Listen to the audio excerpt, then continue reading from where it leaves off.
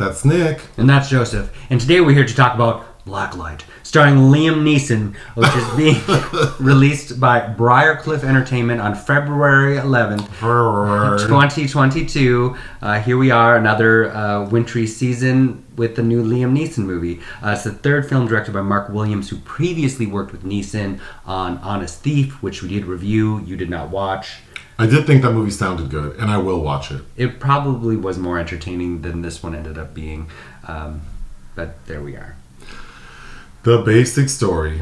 We find out the director of the FBI, played by Aidan Quinn, who I thought looked like a mix between Alec Baldwin and Martin Sheen.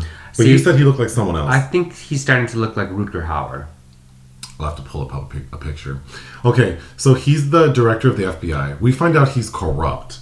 He has created something called Project Unity, which sounds nice and flowery, but really it's sort of this covert operation to assassinate like political figures or other people in power, to like alter other people's power. It's very vague. We don't know where the instructions to kill certain people come from. Early in the film, we see a politician who's fashioned after, like, let's say, like AOC. Her name is Sofia Flores. She's on like the pulpit or whatever you call the main stage of Drag Race, talking about all the things like universal health care and monopolies or whatever, I don't know. And then cut to her, she's trying to do good. Cut to her being mowed down by an SUV, and when we can tell that it's been like set up. Okay. So, director of the FBI is doing this corrupt shit. Liam Neeson works directly with the director. So he's not an FBI agent, he's sort of working off the books. And the reason he is because he's kind of like a fixer. We see him working with... He's a failsafe. Failsafe, that's the phrase. There are agents who go deep cover. Deep undercover work. And when they get into trouble, or crack up. Then Liam swoops in and saves them. Okay, but... I mean, basically, Liam finds out that the director's corrupt, who's all, in addition to his boss, an old, like, war buddy. And he demands that he own up to what he's doing. Which is unbelievable. And the director even says, like, you might as well kill me. I'm not going to get on TV and tell everyone that I'm corrupt. But ultimately, he does. The end. Mm-hmm.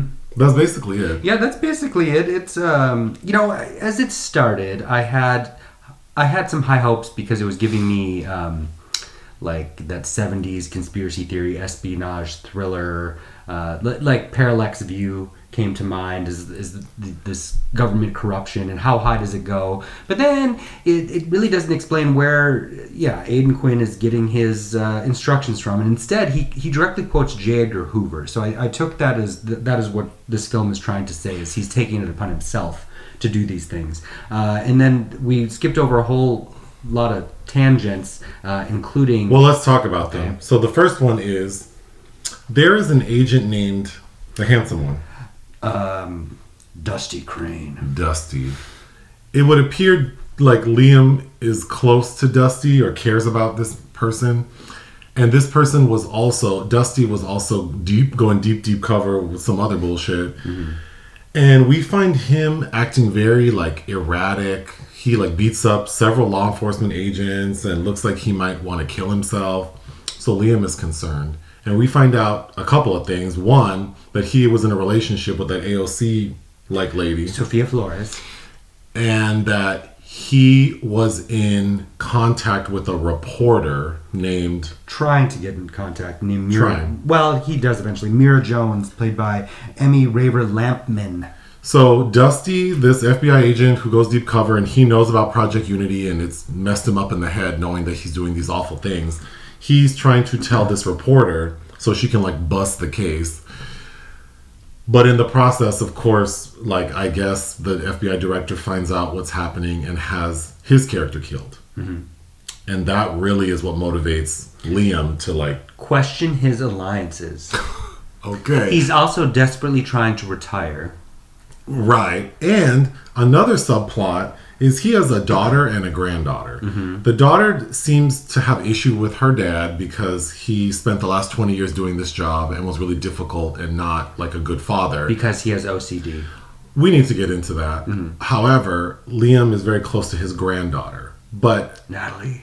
again, the writing is so like basic, because then we see that this little granddaughter is sort of taking after her granddad, like worried about like strangers following them, and they need to like be on like lookout, and How many exits are there? shit like that. So there's that going on in the background. So his character is like they make all three of like they make all of these things sort of have equal relevance, And they shouldn't. which they shouldn't. So it just is like It's funny. It's a joke. All of these Liam Neeson movies, not all of them, but he has to be so defined by his familial relationships and how those kind of, throw a wrench into whatever's going on. And it's so unnecessary here. You don't need it. Can I just go through my notes quickly? So the opening of the film is there's an FBI agent who's deep cover with like these racist. I don't even know. I don't like when people tell these stories and they just sort of like create these characters that are it's like the filmmaker and the writer think that like we're all going to be on board because we see these white characters with a Confederate flag and guns and they're automatically bad guys. Well, but it's like they're not, from what I recall, they're not. I mean, they're terrible in that they're inciting violence, but it's just like I just feel like that's so generic. I mean, sure, when I see Confederate flags, like you don't need to tell me you're racist. I know you're racist. But I'm not going to say I feel safe like go entering a house with a Confederate flag, but I just feel like it's very lazy writing to just assume that the audience is going to be like, these are monstrous people.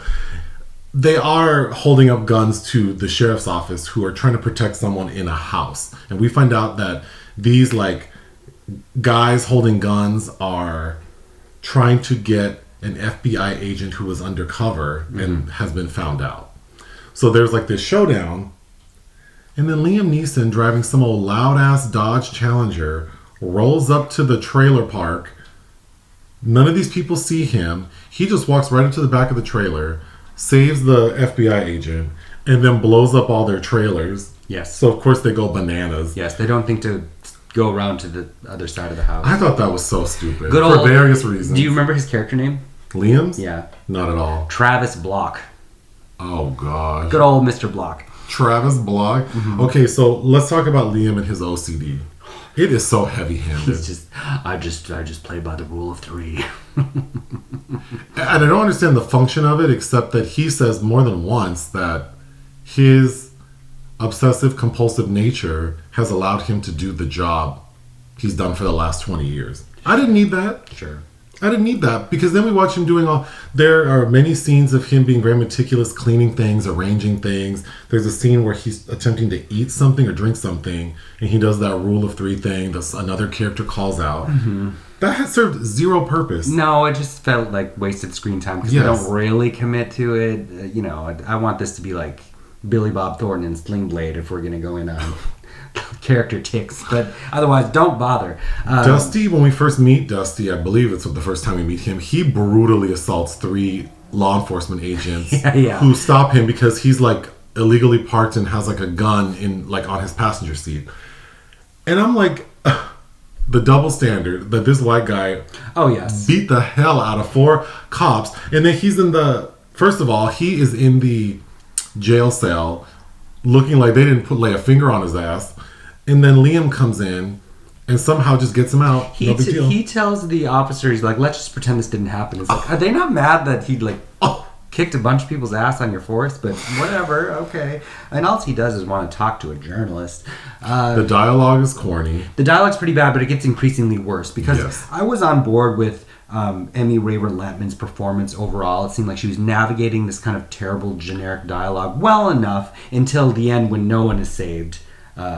And her expose is published and her boss gets murdered. Oh my gosh. Her original boss, so her new boss, along with, there's another lady. There's her kind of a cohort who these 3 who bring people, Starbucks and donuts in one time. Yeah. These 3 people are sitting in the office reviewing like the response to the article. That dialogue was... They're like, look at these comments. That shit was terrible. And also Liam was very young in Vietnam. That's where he met Aidan Quinn. And his backstory, his snafu was right before they were about to go back home. He killed somebody who he thought was holding a gun. And the relationship between these two, Liam Neeson's character and his boss, the FBI director, is very flimsy because we're just told what you just said, that they were veterans together and then this incident happened. And then we're told like 15 years pass, they have zero communication, and then out of the blue, the FBI director contacts him and says, like, I need you to do this job. And that's the extent of their relationship. For your skills. But then, like, because we get no background on how close they are or were, it's like Liam's character is saying to the director, like, I thought I knew you and how can you do this to me? But as the audience, I don't understand that they are close at all. I just assumed you work for this man. So why would, like, part of his rationale and his behavior revolves around the fact that he thinks that his quote-unquote friend would do right by him? Yeah, it's just not. It's maybe they should have focused more on that relationship, especially since he has such easy, direct access to the head of the FBI, who is housing meetings with, assassins in his office that everybody can see. Okay, we need to wrap this up. So the dialogue's corny. I thought the sound editing is really lacking. It just isn't very good. I mean, I know our sound isn't great, but like, it just sounds like it's very clear that a lot of the audio we're hearing is post. And a lot of the scenes, especially when Liam is driving, because he spends quite a bit of time in that car, the sound is just so off to me. Then I think the fight choreography is pretty bad. I mean, it's not like, old school martial arts type, but I mean, it's not great. No, there is one decent scene where Liam takes a grenade launcher to the men's vehicle that are inside his house, and they watch it. When Liam meets the reporter, I think they're at a diner. Mm-hmm. He tells this lady all of his business, which is so weird because if he lacks that much discretion talking to a reporter who wants to write a story about this shit, then why is he so apprehensive about blowing up the FBI director's spot? I would have been like, fuck you, I'm telling. I don't know. I think that, a lot of the chase sequences, it all feels a little bit cheap. It filmed in Australia, where I just read a headline that Liam Neeson fell in love while filming there. That's right. Good for him. Maybe he'll not feel the need to do so many terrible films in a row. When Liam finds out his daughter and granddaughter have been kidnapped... Oh, yes. That scene was laughable. So he can't find them, so he's going down a rabbit hole trying to, and it turns out that Aidan Quinn squirreled them away in witness protection in a very nice house somewhere. And when he reunites with them, they're just like, so... Laissez-da about it? Yeah, laissez-faire is not the correct... No, but like... No, I know.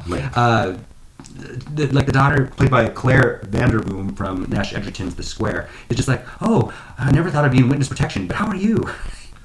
Then when Liam kidnaps the FBI director, and then there's a point where he stops the car. That's the dramatic climax, and it happens so quickly. And then... I don't even want to explain it because it's just so stupid, but my last note is this ending, because the dramatic climax happens out of, like, just so fast, and then the resolve is Liam is telling the FBI director, you're going to tell the truth. You're going to do it. You're going to wipe my file, and because like J. Edgar Hoover, he keeps a file, and he's... A hard drive. There's a line where Liam goes to get that hard drive and says, I need to see what's on that hard drive. And the director's like, okay, I'll do it. And then we cut to the next scene, which is we see in the newspaper and in the news that the FBI director has admitted wrongdoing, has been charged, arrested, whatever. That's where we see the clip of Dusty Crane telling about his relationship with Sophia Flores, and they pause on, in that character is played by Taylor John Smith, they pause on his face, and one of the characters is like, you can tell he was in love with her. I could. Can you? We could be done with this video. What would you give it? I'd say 1 out of 5.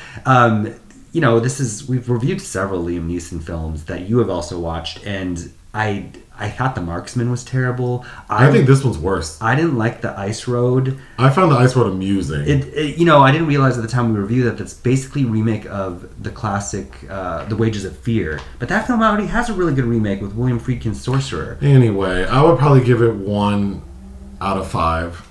Okay. It's just boring. It's pretty bad. And it's trying to do too much. Like, the scope of this story is too grand for the resources and the ability of these people making this film. So I very much agree. It's an L. Anything else? No. Bye. Bye.